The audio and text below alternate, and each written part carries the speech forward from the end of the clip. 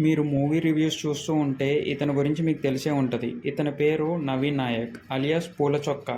ఇతని YouTube channel పేరు పూల చొక్కా. అయితే ఇటీవల ఒక మూవీ రిలీజ్ అయింది. దాని పేరు 'వర్జిన్ బాయ్స్'.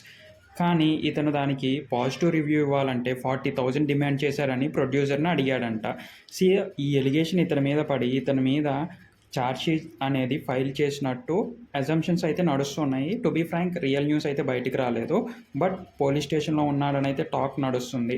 ఏదైతే 'వర్జిన్ బాయ్స్' ప్రొడ్యూసర్ అయితే ఇతని మీద ఎలిగేషన్ వేసి కోర్ట్‌లో ప్రొడ్యూస్ చేస్తారో అని అయితే అన్నారు. బట్ ఇది నిజమో కాదో అయితే తెలియాల్సి ఉంది.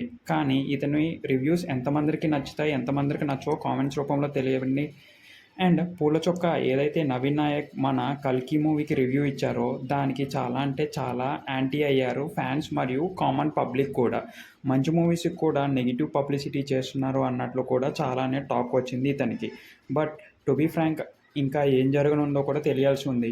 ఇఫ్ ఇది కనుక ఛార్జ్‌షీట్ ఫైల్ అయితే నిజంగా ఇంకా రివ్యూస్ అనేవి నడుపుతారా ఆర్ ఆపుతారా అనేది కూడా తెలియాల్సి ఉంది. సో మీరేమనుకుంటున్నారో ఒక్కసారి కామెంట్స్ రూపంలో తెలియజేయండి.